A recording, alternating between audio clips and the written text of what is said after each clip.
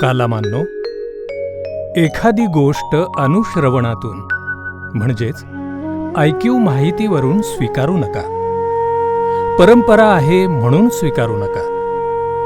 कोणीतरी तसं सांगितलं आहे म्हणून स्वीकारू नका. कालामान्नो, जेव्हा तुम्ही स्वतःहून असा अनुभव घ्याल की या गोष्टी हितकारक आहेत, निर्दोष आहेत, जाणकारांनी त्याची प्रशंसा केली आहे, ज्या गोष्टी स्वीकारल्या असता हिताला आणि सुखाला कारणीभूत होतात, तेव्हा कालामान्नो, तुम्ही त्या स्वीकारा आणि त्यांना अनुसरून आचरण करा.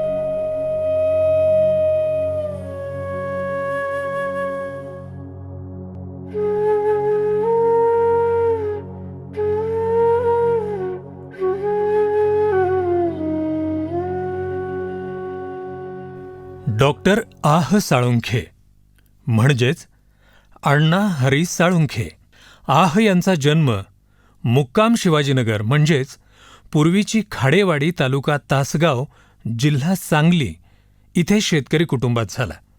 त्यामुळं लहानपणापासूनच शेतात मळ्यात काम करायची आवड त्यांच्यात सहजच निर्माण झाली होती. माझा जन्म खाडेवाडी नावाच्या एका छोट्याशा गावामध्ये 1943 साली झाला. हे गाव अगदी आडवळणी, लहान 50 घरही नसलेलं असं.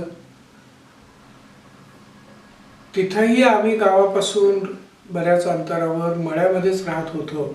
माझा जन्म तिथं मळ्यातच झाला आणि पुढं बालपण माझं त्याच ठिकाणी गेलं. एका सर्वसामान्य शेतकरी कुटुंबामध्ये माझा जन्म झाला. आई ही पंढरीची वारी करीत असे, घरी दिंडी येत असे, त्यामुळे वारकरी संस्कार माझ्यावर खूप झालेले आहेत.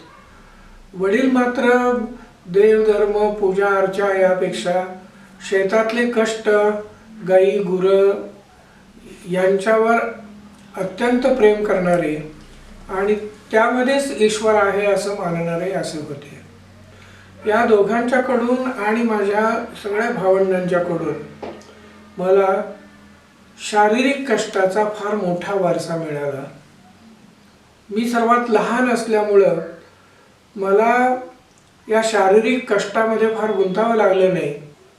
आई वडील निरक्षर, माझ्या 3 भावांपैकी एक भाऊ वगळता बाकीचे दोघं निरक्षर, बहीण निरक्षर असं वातावरण होतं. पण आईसाठी माझा जो शिकलेला भाऊ होता तो वेगवेगळ्या पोथ्या वाचायचा. तुकारामांची गाथा, ज्ञानेश्वरी, एकनाथी भागवत, पांडव प्रताप, नवनाथ सार आणि त्यामुळं प्राचीन काळातलं एक सांस्कृतिक जीवन कसं होतं, मिथकं काय होती, कथा काय होत्या, इतिहास काय होता याचं आकलन मला होत गेलं. घरात शेतकरी वारसा यासोबतच वारकरी संप्रदाय वारसाही कायम होता. आईसाठी भाऊ पांडुरंग विविध धार्मिक ग्रंथ, संत साहित्य यांचं नित्यनियमानं वाचन करीत असे.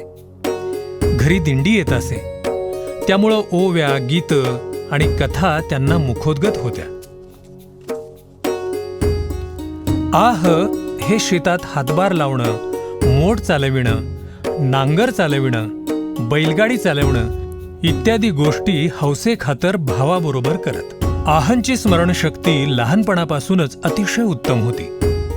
त्या काळात आहांचे थोरले बंधू पांडुरंग शिकलेले असल्यामुळं त्यांनी आहांची गणिताची उत्तम तयारी करून घेतली.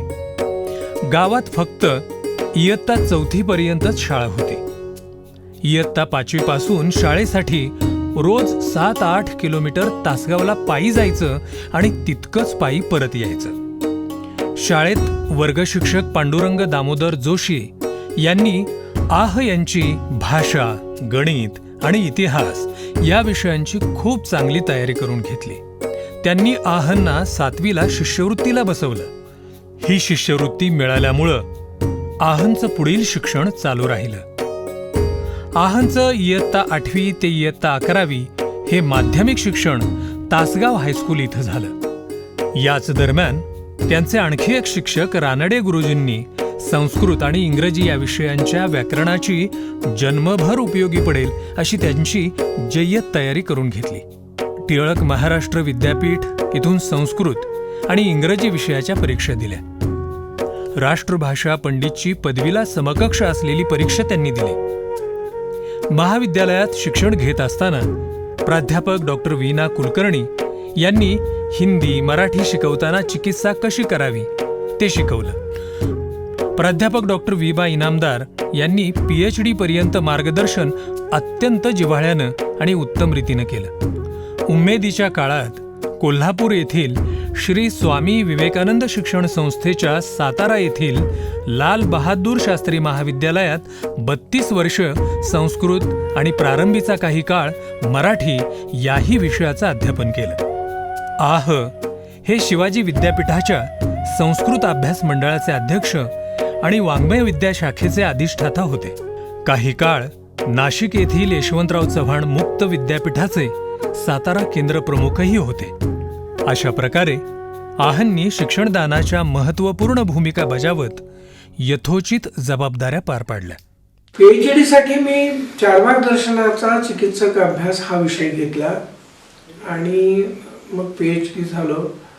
मला ज्याप्रमाणे प्राथमिक शाळेत हायस्कूलमध्ये अतिशय उत्तम दर्जाचे शिक्षक मिळाले तसेच मला महाविद्यालयात आणि अगदी PhD होईपर्यंत अतिशय उत्तम दर्जाचे शिक्षक मिळाले.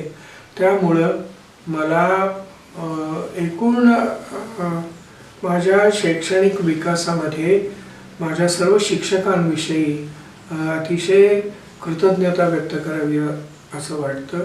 डॉक्टर साळुंखे यांनी साहित्य निर्मिती आणि ग्रंथलेखन या क्षेत्रात महत्त्वपूर्ण कार्य केलं आहे. विविध माध्यमातून त्यांनी आपली चिकित्सक भूमिका वाचकांसमोर उलगडून दाखवली आहे. आज तागायत विविध विषयांवर एकूण 54 ग्रंथाचं लेखन केलं असून भारतीय साहित्य आणि ग्रंथलेखन निर्मितीत त्यांनी भरीव योगदान दिलं आहे. माझ्या लेखन प्रवासाविषयी बोलायचं तर त्याने एक विचित्र वळण घेतलेलं आहे असं म्हणता येईल. कारण माझा खरा पिंड हा ललित साहित्याचा. कविता हा माझा अतिशय आवडता विषय, नुसता वाचण्याचा नाही तर लिहिण्याचा देखील. भाषांविषयी विलक्षण प्रेम होतं. अर्थात गणिताविषयी मला नितांत प्रेम होतं आणि गणिताचं आकलनही माझं अतिशय चांगलं होतं. परंतु असं असलं तरी मी भाषांच्या प्रेमापोटी साहित्याच्या प्रेमापोटी आर्ट साईडला जाणीवपूर्वक आलो आणि कवितांपासूनच माझ्या लेखनाला सुरुवात झाली. परंतु जेव्हा मी चार्वाकाचा अभ्यास केला तेव्हा माझ्या आयुष्यानं एक अगदी जबरदस्त असं वळण घेतलं. मला असं जाणवलं की चार्वाकातनं चिकित्सा करून आपल्याला जे काही दिलेलं आहे ते समाजापुढं वैचारिक स्वरूपात ठेवणं ही माझी जबाबदारी आहे. आणि मग मी ललित साहित्य हे कितीही आवडत असलं तरी त्याच्यापासून दूर होणं हे आपलं कर्तव्य आहे असं मानलं आणि मी वैचारिक लेखनाकडे वळलो. स्वातंत्र्योत्तर भारतीय समाज व्यवस्थेला एक विधायक वळण देण्याचा प्रयत्न करणारी जी व्यक्तिमत्व भारतात आज आहेत त्यापैकी साळुंखेचं स्थान हे अत्यंत वरचं आहे. एक अत्यंत चिंतनशील, अभ्यासू आणि एकंदर भारतीय समाज रचनेचा साकल्याने विचार केलेला लेखक आणि वक्ता आहे. ही संपूर्ण समाज रचनाच कशी बदलता येईल, ती उखडून कशी टाकता येईल या संदर्भाचा जो विचार पूर्वी चार्वाकने केला, संत तुकारामाच्या साहित्यातून अभंगातून आपल्याला दिसला, फुले आंबेडकरांनी ज्याचं संगोपन केलं, महात्मा गांधींनी जो विचार असा उचलून धरला, त्या मार्गावरचं साळुंखेचं लिखाण, साळुंखेचं समाज प्रबोधन, त्यांच्या विचाराचं त्या अर्थाने संपूर्ण भारतभर सर्व समाजामध्ये वाचन होणं, त्याचा फैलाव होणं हे खूपच गरजेचं आहे. साळुंखेने दाखवलेल्या मार्गावर जर आपण गेलो, नवा धर्म कसा असावा या संदर्भात त्यांनी जे विवेचन केलं आहे, त्या अनुषंगाने त्या मार्गावर जाण्याचा आपण जर प्रयत्न केला तर मला वाटतं काही शतकं आणखी लागतील, परंतु निश्चित बदल हा घडणार आहे. आहननी मराठी विश्वकोशामध्ये तुलनात्मक धर्मशास्त्र, इतिहास, चरित्र, संत साहित्य, प्राचीन वाङ्मय, संस्कृत साहित्य, संस्कृती, तत्वज्ञान अशा विषयांवर सुमारे 100हून अधिक लेख लिहिले आहेत. विश्वकोशामध्ये 7व्या खंडापासून त्यांनी लेख लिहिण्यास सुरुवात केली होती. आहनची विश्लेषणाची पद्धत चिकित्सक आणि अभ्यासपूर्ण आहे. तुम्हाला सांगतो, सामाजिक क्रांती किंवा समाजक्रांती, विद्रोही विचार याचा सगळा विचार घेऊन किंवा याचं सगळं वारं डोक्यात घेऊन असलेली माणसं ही प्रत्यक्षात कशी असतील असं आपल्याला एखादं वाटेल. पण आहो साळुंखे यांचा पहिल्या भेटीमध्ये त्यांचा एक असा या आवाजाला एक असा प्रेमळ, म्हणजे एखाद्या पित्याचा जसा पाठीवरून हात फिरतोय ना, तसं त्या माणसांच्या या व्यक्तीच्या आवाजामध्ये एक प्रेम आणि ओलाव आहे. समग्रतेनं ज्याच्याकडे आपण बघता येणं एखाद्या मराठी जीवनाकडे, ती दृष्टी असलेला एक 20व्या शतकातला एक संपन्न असं व्यक्तिमत्वाच्या सहवासात आपण आहोत. ज्ञानाच्या क्षेत्रात या माणसानं जे काही प्रचंड गेली 40, 50, 55 वर्षे योगदान दिलं आहे ना, त्याला मी मराठी मातीत जन्माला आलेला म्हणून मी खरोखर साळुंखे सरांना सलाम करतो. आहननी तथागत भगवान बुद्धांवर आधारित अनेक ग्रंथ लिहून अखिल बौद्ध वाङ्मयात मोलाची भर घातली आहे.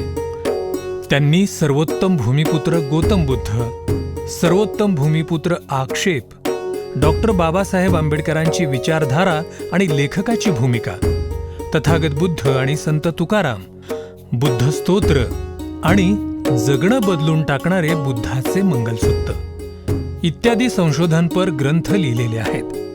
तसेच संत तुकाराम आणि महात्मा फुले यांच्यावरील बुद्धांचा प्रभाव ससंदर्भ दाखवून दिला आहे. बुद्धांविषयी अभ्यासक्रमातून वगैरे थोडं बहुत लहानपणापासून वाचायला मिळालेलं असलं तरी आपल्या देशातलं बुद्धांविषयीचं एकंदरीत मत हे काहीसं गुंतागुंतीचं असल्यामुळं खऱ्या स्वरूपात बुद्ध माझ्यापर्यंत लहान वयात पोचलेले नव्हते. वाचून मग मी ग्रंथ लिहायला सुरुवात केली. ते करत असताना जगभरच्या अभ्यासकांनी मांडलेली मतं तर पाहिलीच, पण मी भारतामधल्या बहुसंख्य बौद्ध स्थळांना, लेणी, विहार, स्तूप असे असतील, बुद्ध जिथं जिथं गेले ती ठिकाणं, अशा ठिकाणांना भेटी दिल्या. श्रीलंकेला जाऊन आलो, भूतानला जाऊन आलो, नेपाळला जाऊन आलो आणि तिथं जाऊन प्रत्यक्ष बुद्धांच्या अस्तित्वाचा स्पर्श एक प्रकारे आपल्या व्यक्तिमत्वाला करून घ्यायचा ही भावना होती. पुढच्या काळामध्ये मी थायलंडलाही बुद्ध जयंतीच्या निमित्तानं गेलो. तेव्हा हा ग्रंथ लिहिताना मी खूप प्रवास केला, तिथल्या अनेक विद्वानांच्या बरोबर चर्चा केल्या, जिथं जिथं गेलो तिथून बुद्धांवरची पुस्तकं मिळवली आणि या पद्धतीनं मी माझं सर्वोत्तम भूमिपुत्र गौतम बुद्ध हे अतिशय विस्तृत असं 650 पृष्ठांपेक्षाही अधिक विस्तृत असं पुस्तक मी लिहिलं. माझ्या आयुष्यातला हा अतिशय अत्युच्च आनंदाचा पुस्तक लिहिताना एक प्रकारे त्यांच्या सहवासात राहिल्यासारखं झालं आणि माझं स्वतःचं आयुष्य बदलायला माझं हे लेखन कारणीभूत झालं. तात्यासाहेब प्राच्य विद्यापंडित आहेत. भारताच्या प्राचीन इतिहासाचा मागोवा जर घ्यायचा असेल, त्या इतिहासाचा अन्वयार्थ लावायचा असेल तर तात्यासाहेबांच्या मदतीशिवाय शक्य होणार नाही. डॉक्टर साळुंखेंनी जे प्रचंड संशोधन केलं त्याला तोड नाही. तात्यासाहेबांचं एक वाक्य मला खूप आवडतं. ते असं म्हणतात, आपल्या धडावर आपलंच डोकं असलं पाहिजे. म्हणून तात्यासाहेबांनी केलेलं काम हे खूप मोठं आहे. चळवळीतल्या माझ्यासारख्या कार्यकर्त्यांना, आपल्या सगळ्याच कार्यकर्त्यांना तात्यासाहेबांची सगळी पुस्तकं ही दीपस्तंभासारखी आहेत. आहननी गंभीर स्वरूपाच्या वैचारिक लेखनाबरोबरच ललित गद्य म्हणता येईल अशी अनेक पुस्तकं लिहिली आहेत. चिंतन, चांदण्यात भिजायचं राहून जाऊ नये म्हणून, 100 कोटी मेंदू 200 कोटी हात, त्यांना सावलीत वाढवू नका, मन निरभ्र व्हावं, परिवर्तन शास्त्रही कलाही यासारखी त्यांची पुस्तकं प्रसिद्ध झाली आहेत. या पुस्तकांमधून आहनचं सूक्ष्म निरीक्षण, संवेदनशील चिंतनशीलता, समृद्ध अनुभवविश्व आणि जीवनाकडं पाहण्याचा प्रसन्न विधायक दृष्टिकोन यांचं मनोहर दर्शन घडतं. माझी काही पुस्तकं ही वेगळ्या प्रकारची आहेत. त्यांच्यामध्ये वैचारिकतेचं सूत्र किंवा माझी आयुष्यभरची भूमिका यांच्याशी कुठे तडजोड नाही, परंतु त्यामध्ये हाताळलेले विषय वेगळ्या प्रकारचे आहेत. एक तर माझा हे अनुभव लोकांपुढे ठेवावेत असं वाटत होतं, हा एक भाग.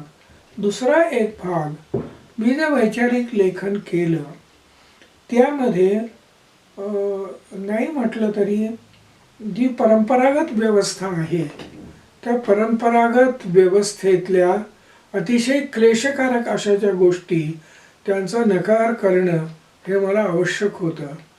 आणि ते करत असताना मी द्वेषाची भावना ठेवून कधी केलेलं नाही. माझा हेतू हा होता की समाज व्यवस्था बदलावी, आपला समाज आंतरिकदृष्ट्या एक व्हावा आणि त्यासाठी जे रुतणारे काटे आहेत ते आपण बाजूला करावेत.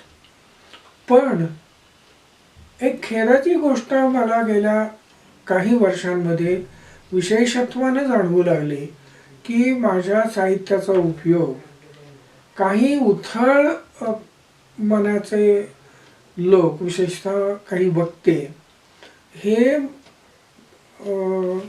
एक द्वेष निर्माण करण्यासाठी, केवळ नकार मांडण्यासाठी अशा पद्धतीनं वापरत आहेत. आणि मग मात्र मला जाणवलं की माझं लेखन लोकांना केवळ नकारात अडकवणं, केवळ भूतकाळाकडे घेऊन जाणं, भूतकाळाचा निषेध करत बसणं यासाठी नव्हतं. माझ्या सगळ्या लेखनामध्ये जसं एक नकाराचं सूत्र आहे तसंच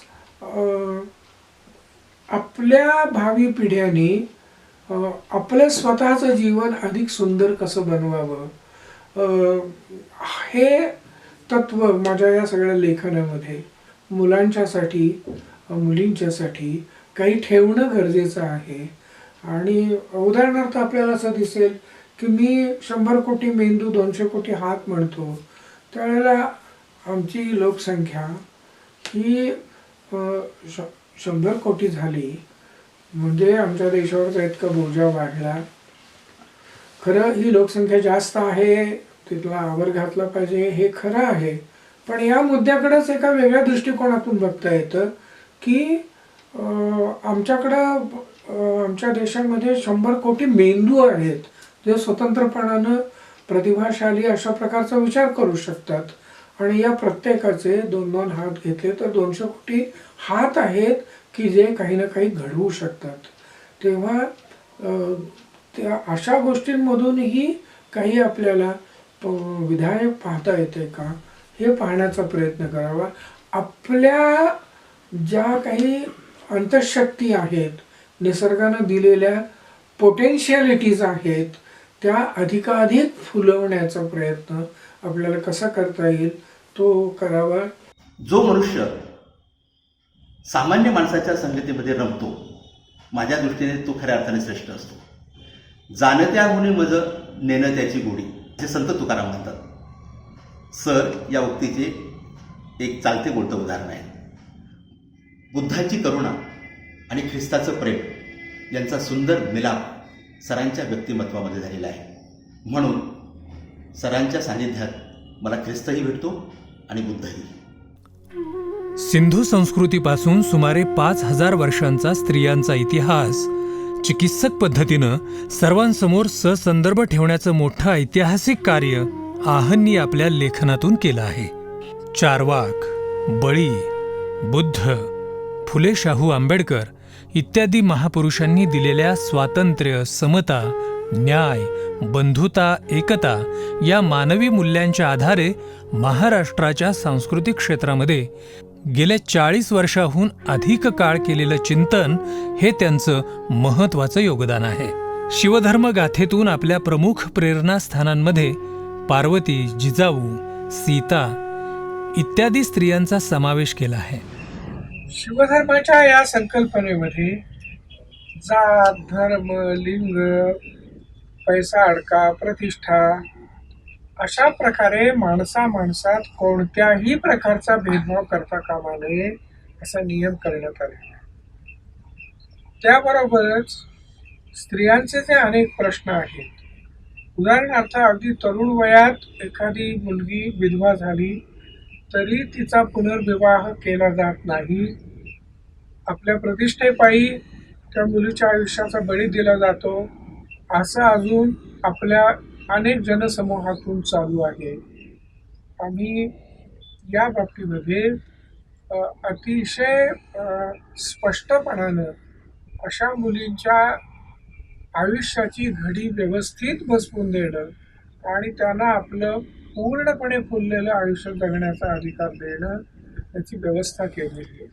शिवधर्माच्या या संकल्पनेमध्ये अनेक संस्कार नव्याने सांगण्यात आलेले आहेत.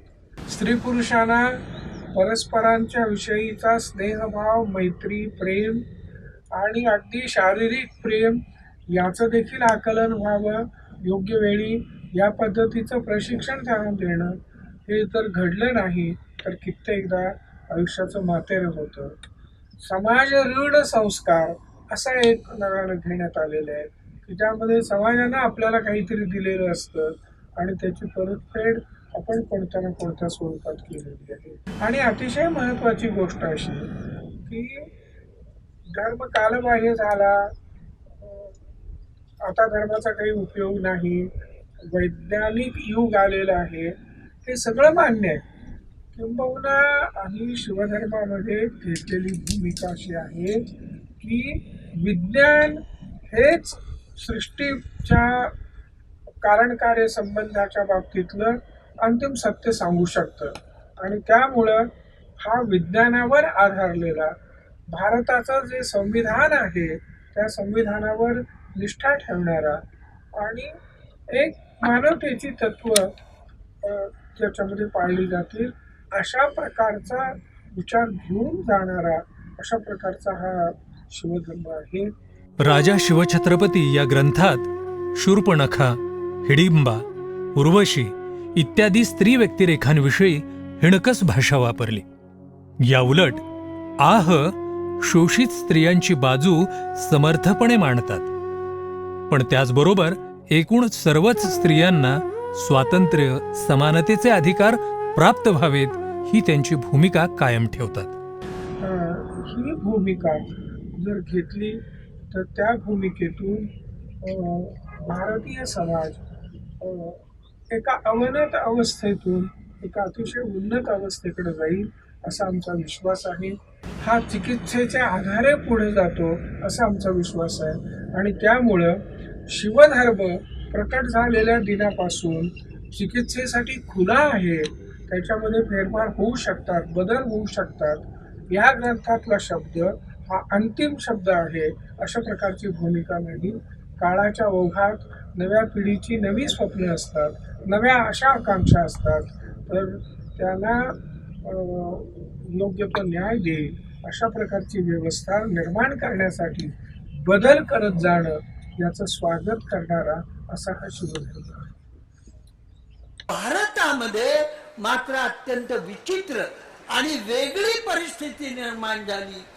इथल्या सामाजिक विषमतेला, बहुजन समाजाला दुय्यमत्व देण्याच्या बाबतीत, स्त्रियांना गौरवस्थान देण्याच्या बाबतीत इथल्या धर्मग्रंथांनी जी कामगिरी केली किंवा जो अन्याय केला तो अत्यंत निर्घृणपणेचा होता हे आपल्याला सांगितलंच पाहिजे असं मला वाटतं.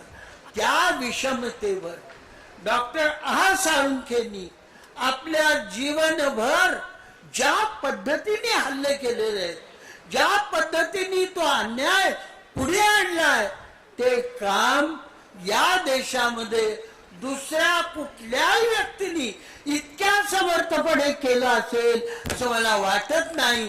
त्याबद्दल आपल्या सर्वांच्या वतीने आहा साळुंखेंना मी मनपूर्वक धन्यवाद देतोय. संस्कृत आणि पाली वाङ्मयाची चिकित्सा आणि संशोधन करून आहांनी स्त्रीवादी साहित्याला आणि स्त्री चळवळीला अनेक नवे वास्तववादी विषय पुरवले आहेत. तसेच आजच्या समकालीन समस्यांकडे पाहण्याची मूल्यदृष्टी, उन्नत मनुष्यत्वाच्या प्रेरणा, स्त्री पुरुषांचे निकोपसह संबंध, सत्याशी बांधिलकी, समाज प्रश्नांचा गुंता उकलण्याची क्षमता त्यांनी आपल्या लिखाणातून निर्माण करून दिली आहे. आपल्या समाज व्यवस्थेमध्ये स्त्री पुरुष संबंधामध्ये निकोप अशा प्रकारचं एक संतुलन नाही, हे मला चार्वाकाच्या अभ्यासानंतर अत्यंत तीव्रतेनं जाणवलं. आणि मग या विषयाला तोंड फोडायचं असं मी जाणीवपूर्वक ठरवलं. त्यातही 1985 नंतरच्या काळामध्ये स्त्री भ्रूण हत्यांचं प्रमाण फार मोठ्या प्रमाणात वाढलं आणि मुलींची संख्या मुलांच्या तुलनेत ही फार कमी व्हायला लागलेली आहे, याची चिंता सगळीकडे जाणवायला लागलेली होती. त्या काळामध्ये मी जाणीवपूर्वक स्त्रियांच्या संबंधात आपण लेखन केलं पाहिजे असं मानलं आणि मग माझं गंभीर असं पहिलं पुस्तक जे आलं ते स्त्री जीवनावरचंच, हिंदू संस्कृती आणि स्त्री हे होय. त्याचा फायदा प्रत्येक धर्मातील, समाजातील, अध्यापन क्षेत्रातील तसेच घराघरातील स्त्रियांना निश्चितच झाला आहे. सर आमची ओळख तशी 30 वर्षापासूनची आहे. आम्हाला ते ज्येष्ठ मार्गदर्शक, शिक्षक, विचारवंत सर्व नात्यांना आम्हाला सर खूप जवळचे, की ज्यांनी आम्हाला मोलाचं मार्गदर्शन केलं आणि त्यांच्यामुळे आम्ही घडलो. पहिल्यांदा आम्ही अंधश्रद्धा निर्मूलन समितीमध्ये काम करत होतो तेव्हा सर मार्गदर्शक होते. त्यांनी शिवधर्म गाथा जी सांगितली त्याच्याप्रमाणे आता आम्ही आमचं सगळं म्हणजे कार्यक्रम, लग्न असेल, वास्तुशांती असेल, सगळे गृहप्रवेश असेल, सगळे कार्यक्रम आम्ही त्या पद्धतीनं करतो. आहांनी भारतीय समाज वास्तवाचा बहुजन केंद्रीय अन्वयार्थ लावण्याची स्वतंत्र संशोधन पद्धती विकसित करून शोषितांना, पीडितांना केंद्रित मानून आपलं लेखन संशोधन कार्य केलं. अशा वेळी विशिष्ट तत्वज्ञानाच्या चाकोरीबद्ध पद्धतीमध्ये बंदिस्त न होता आणि गैरवाजवी निष्कर्ष न काढता प्रवाहाच्या विरुद्ध दिशेनं जाऊन आपलं लेखन संशोधन कार्य करत राहिले.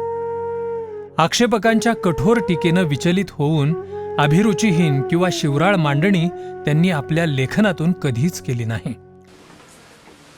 मी एक भूमिका घेऊन काही लिहित बोलत राहिलो. ही जी भूमिका ती स्पष्ट अस्पष्ट स्वरूपात, काही वेळा अतिशय परखड स्वरूपात परंपरागत प्रवाहाच्या विरुद्ध होती. मी नेहमी म्हणतो की ज्यांनी मला विरोध केला, ज्यांनी माझ्यावर आक्षेप घेतले, टीका केल्या, त्या सर्वांचा मी अत्यंत ऋणी आहे. आणि मी हेही म्हणतो, मी हे उपरोधानं म्हणत नाही, उपहासानं म्हणत नाही. काय होतं, संस्कृतमध्ये एक स्थूणा निखनन न्याय म्हणून आहे, म्हणजे ज्याला मराठीत आपण खुंटा हलवून बळकट करणं म्हणतो. तसा फायदा मला या टीकाकारांच्या मांडणीमुळे झाला. जे संस्कृत साहित्य आहे, पाली साहित्य आहे आणि इतर इतिहासामधली जी साधनं आहेत यांच्या आधारावर त्यांनी बहुजनांच्या किंवा शोषितांच्या इतिहासाचा जो आजपर्यंत काही मागोवा वेगवेगळ्या लोकांनी घेतला असेल, त्यामध्ये जे इतिहासाचं विकृतीकरण झालेलं आहे, त्या विकृतीकरणाला प्रतिवाद करून एक सकारात्मक मांडणी केलेली आहे. म्हणजे असं असू शकतं की फक्त टीका त्यांनी केली असं असू शकलं असतं, परंतु त्यांनी स्वतःची एक मांडणी त्यांनी पर्याय म्हणून केली. त्या दृष्टीनं हा जो सगळा प्रयत्न आहे की एका अर्थानं नव्या जगाचा नवी संस्कृती निर्माण करण्याचा पाया रचण्याचा काम हे त्यांच्या वाङ्मयातून झालेलं आहे. आहंनी प्रख्यात मानसशास्त्रज्ञ एरिक फ्रॉम याच्या फिअर ऑफ फ्रीडम या ग्रंथाचं मराठीमध्ये भाषांतर केलं. ते स्वातंत्र्याचे भय या नावानं मराठीमध्ये प्रसिद्ध आहे.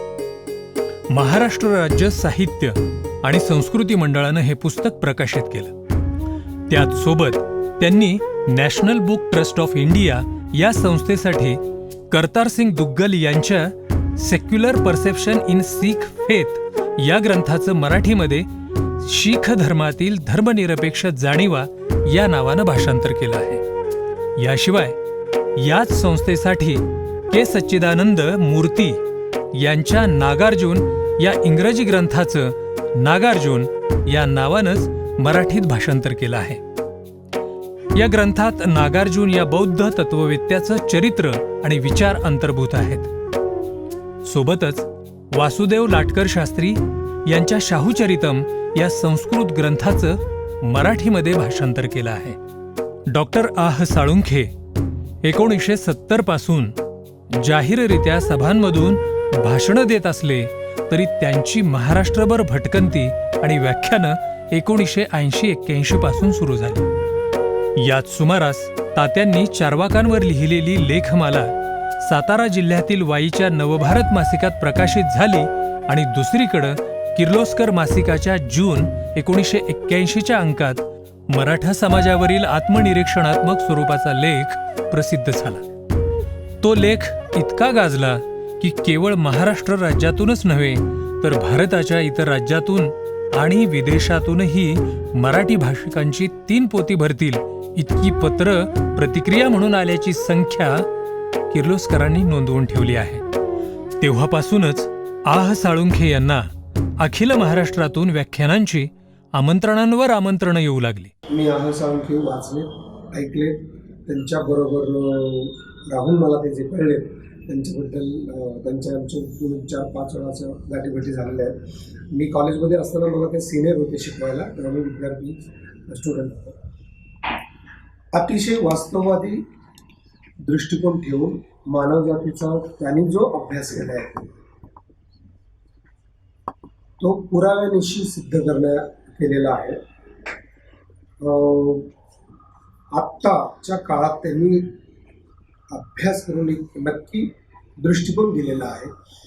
त्यांच्या सिरीज पण ऐकल्या, त्याच्यामध्ये त्यांचा कुठल्याही समाजाबद्दल असा वैयक्तिक कुठलाही दृष्टिकोन नाही, तर एकंदरीत मानवजात त्याचा सकल नीट अभ्यास करून स्वतःचं मत पुराव्यानिशी मांडलंय. ही अतिशय मोठी गोष्ट आहे या काळाला दिलेला तो एक ऐवज म्हणेल मैलाचा दगड असेल किंवा पुढच्या पिढ्यांसाठी अभ्यासासाठी उपलब्ध साहित्य म्हणून ते असेल, मोलाची मांडणी असेल. त्यांची मांडणी अतिशय वस्तुनिष्ठ, अभ्यासपूर्ण आणि योग्य दिशेची आहे असं मी नक्कीच सांगेन. आह म्हणजे संस्कृत भाषेचे व्यासंगी विद्यार्थी. भास, भवभूती, कालिदास यांच्या काव्याचे अभ्यासक आणि संवेदनशील मनाचा माणूस. त्यांच्या ठायी ठायी कवित्वाचा अत्यंत लालित्यपूर्ण विलास लेखनाच्या शब्दाशब्दातून पाझरलेला दिसतो. विचारवंत आह हे कवीही आहेत. वैचारिक धारणांच्या भूमिका जोरकसपणे त्यांनी पुढे नेल्या. इतकंच नव्हे तर त्या भूमिकांना त्यांनी स्वतःचं कर्तव्य आणि जबाबदारीही मानली. जी डॉक्टर आह साळुंखे यांच्या स्मृतिशेष पत्नी मधुश्री यांच्या दुर्धर आधाराशी झुंज देत निधन झालं, अकाली जाणं, आणि हे अकाली जाणं एखाद्या विचारवंत असो किंवा संवेदनशील हृदयाचा माणूस, त्याला ते किती खुपतं, जाचतं. आणि त्याची जेव्हा कविता होते, ती कविता डॉक्टर आह साळुंखे यांनी अतिशय प्रामाणिक शब्दामध्ये कागदावर उतरवलेली आहे. अशी भेटत राहतो, जीवनाची लय वेदने, हे 2 त्यांचे कविता संग्रह आहेत. मला वाटतं मराठी वाचकांपर्यंत हे पुरेपूर पोचले नाहीत, पण त्यांच्या वाचकापर्यंत हे जे कविता संग्रह गेले, आणि त्याही अगोदर आपल्या स्मृतिशी पत्नीच्या आठवणीमध्ये डॉक्टर आह साळुंखे यांनी तुझ्यासह आणि तुझ्या विना हे जे पुस्तक लिहिलेलं आहे, ते खरं तर एक गद्य काव्यच आहे. आणि हे गद्य काव्य ज्यांनी वाचलं त्यांच्या डोळ्यात अश्रू उभे राहिले. हे असे अश्रू का उभे राहतात? ही केवळ आह साळुंखे यांच्या पत्नीविषयीची आणि त्यांच्या विरहाची नाही, तर एकूण आपल्या समाजातील स्त्री पुरुष यांच्या संसारातील जगण्याची आणि सहजीवनाची कथा आहे, आणि एक आदर्श कथा आहे.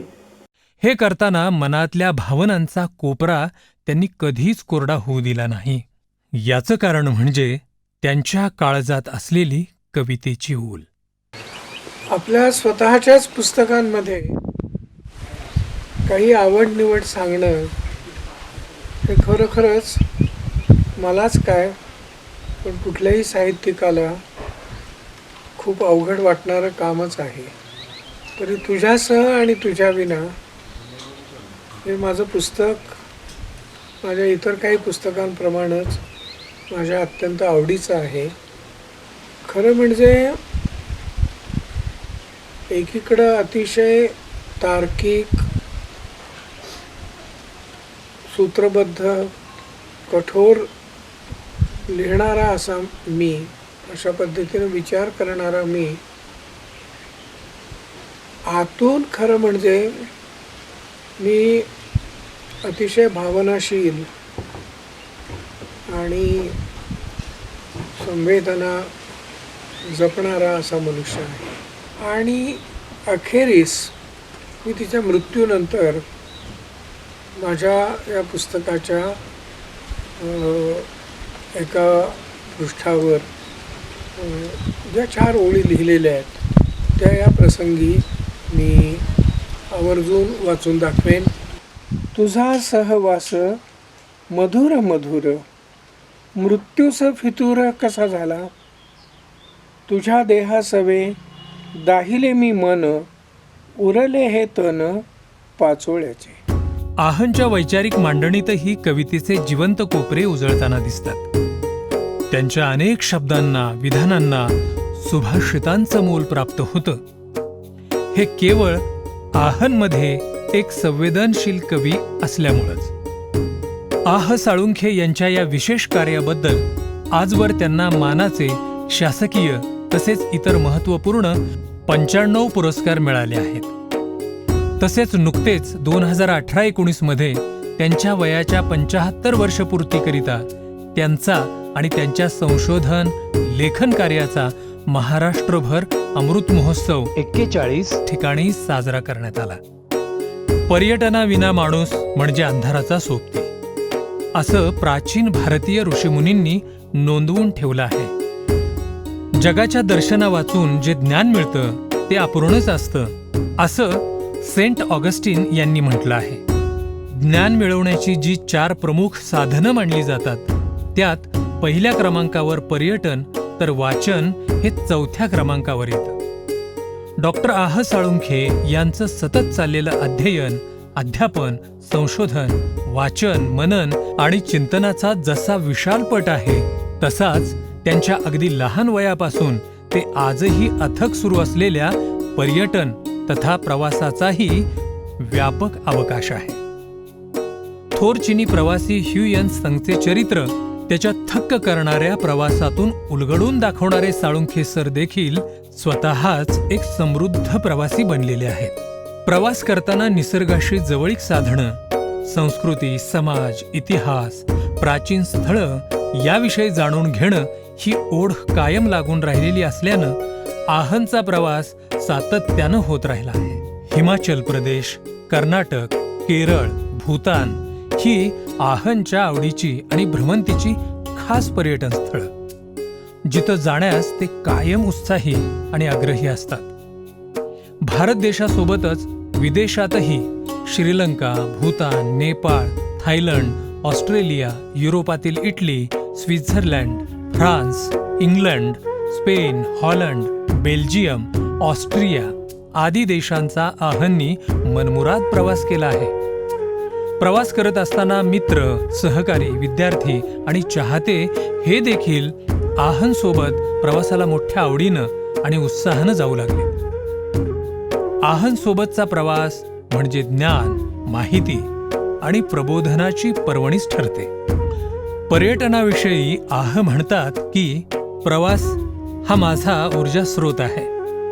प्रवास ही जशी आनंद यात्रा आहे तशीच ती विविध ठिकाणची माणसं, समाज, संस्कृती, स्थळं, पुस्तकं, भाषा, धर्म, चालीरीती समजून घेण्याची आणि स्वतःला अनुभव संपन्न करण्याची साधना आहे असं मला वाटतं. आणि म्हणूनच आजही माझी भटकंती सुरू असते. तात्या म्हणजे सौंदर्याच्या प्रती खूप म्हणजे निसर्ग त्यांच्यासाठी खूप जवळची गोष्ट आहे. आणि एवढं आपल्याला वाटतं की एवढं इंडियोलॉजीचा अभ्यास केलेला आहे किंवा प्राच्यविद्या म्हणजे संस्कृतचा अभ्यास केला आहे, व्याकरणाचा अभ्यास केला आहे, तर हा माणूस रुष्ट असेल की एकदम असा काहीतरी कोरडा माणूस असेल. पण तसं नाही. तात्यांचं जे एकूण एक लेखक म्हणून किंवा एक विचारवंत म्हणून, एक तत्ववेत्ता म्हणून आणि एक इंडियोलॉजिस्ट म्हणून, धर्मशास्त्राचा प्राच्यविद्येचा अभ्यासक म्हणून हे तात्या एक वेगळी गोष्ट आहे. आणि एक माणूस म्हणून जिवंतपणा असलेला हा माणूस जो आहे तो खरंच महाराष्ट्रामध्ये आज अशी माणसं खूप कमी उरलेली आहेत. आहांना पर्यटनासोबतच आणखी एका गोष्टीविषयी प्रचंड आकर्षण आणि प्रेम आहे आणि ते म्हणजे निसर्ग. मूळची आवड आणि जिज्ञासा यातून सतत निसर्गाच्या सहवासात राहणं, कुठेही गेलं की तेथील हिरवा परिसर न्याहाळणं, यातून त्यांच्या प्रवासाची आवड प्रगल्भ होत गेली. सध्याच्या राहत्या घरापासून अवघ्या हाकेच्या अंतरावर असलेल्या कास पठारावर फुलांच्या बहराच्या हंगामात ते सतत जात असतात.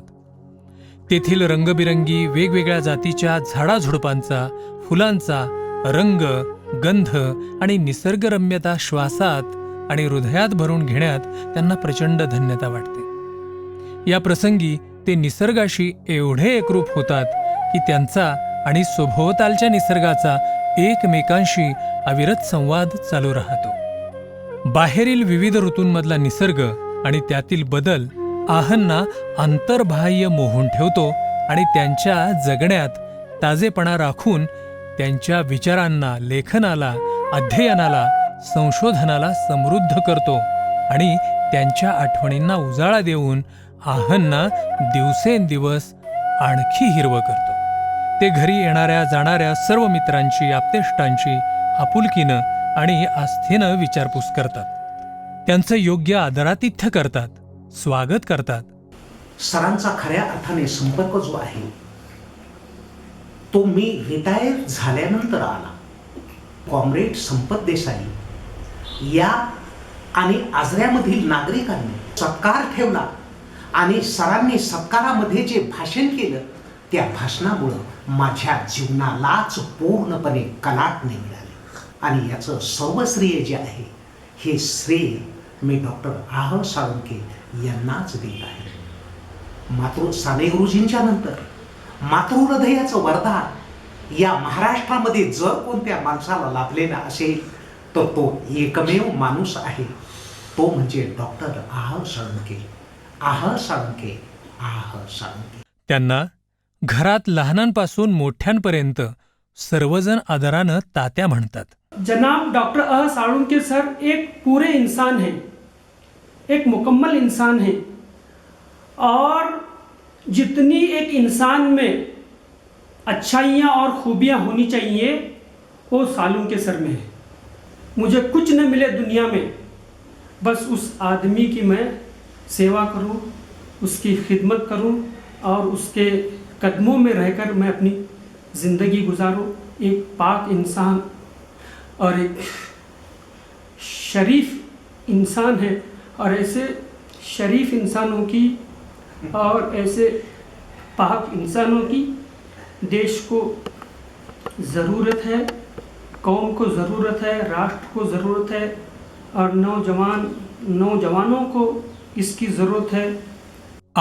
प्रत्येकाच्या आयुष्याचं मंगल हित जपतात आणि प्रत्येक व्यक्तीला बुद्धाच्या मध्यम मार्गावर चालताना हाच संदेश देतात की सूर्य होता आले नाही तरी सूर्यफूल व्हावे, मस्तक त्याच्याकडे असावे, त्याच्या आलोकात पाहावे. बुद्ध होता आले नाही तरी बुद्ध फूल व्हावे, हृदय त्याच्याकडे असावे, त्याच्या स्फूर्तीत जगावे, त्याच्या स्फूर्तीत जगावे, त्याच्या स्फूर्तीत जगावे.